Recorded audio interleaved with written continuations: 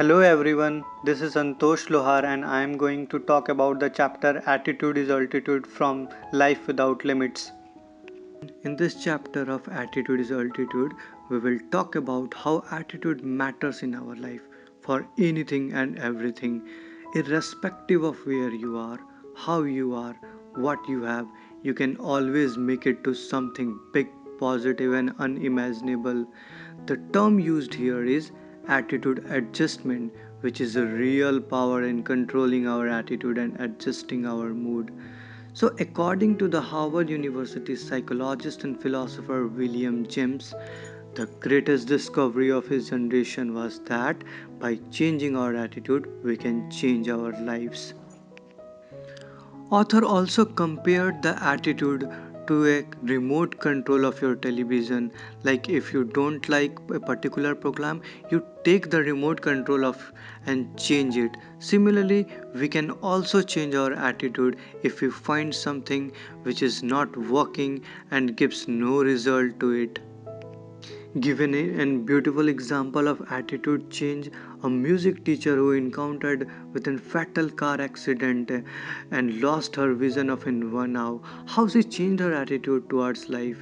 She was happy with what she has recovered and looking forward to life. She didn't focus on impaired eye but was grateful that she could think, walk, and live a normal life.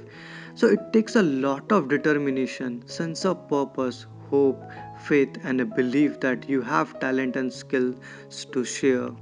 Later on, the author also discuss about pessimist and optimist. So pessimist is something and someone who looks negativity in every situation in life, and optimist is someone who looks positivity in all type of harsh and difficult situation in life.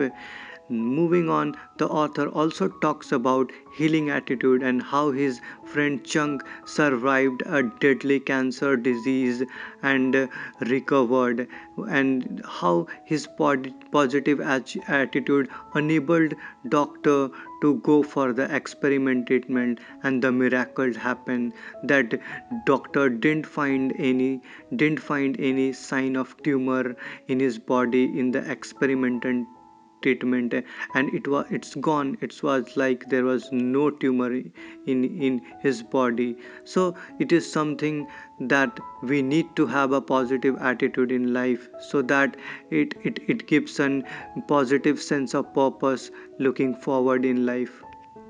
Now I will talk about the different attitudes. That is an attitude of gratitude, that is an attitude of action, that is an attitude of empathy, that is an attitude of forgiveness.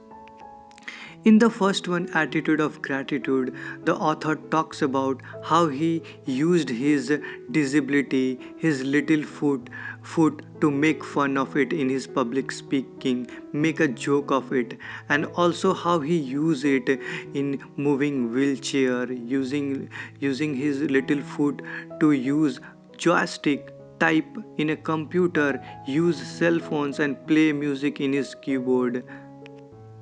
So he never complains about anything, and he always find a disability in a different way to find a purpose in his life. This is something is called a attitude of gratitude.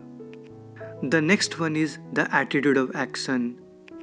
In this we will talk about Tabitha, who was also in disability, how he changed her attitude to an attitude of action and started a goodie bags for children with major illness and disability, and for those who living in homeless shelter, and led her life and her family towards this noble vision. And also an Candy Lightner, who challenged her anger and anguish into action by starting a foundation called Mother Against Drunk Driving, which undoubtedly has served many lives through its activism and educational programs. So we can also understand from this that how attitude of action change not for you but also for the others' life and make a difference in the life of different people. And the very next is the attitude of empathy. In this, we will talk about how we can always think beyond our self centeredness, and we can always look to help for others and always try to offer helps to others, which shows a sign of empathy. And how author's friend gave who was also an malformed who has also born with an malformed legs extend his help by starting an foundation in the name of hope by and spreading an awareness with the children who are disability and for the people who lived in an orphan, and also to the unfortunate ones. And the last one is the attitude of forgiveness. Fourth one, and the most difficult one to learn.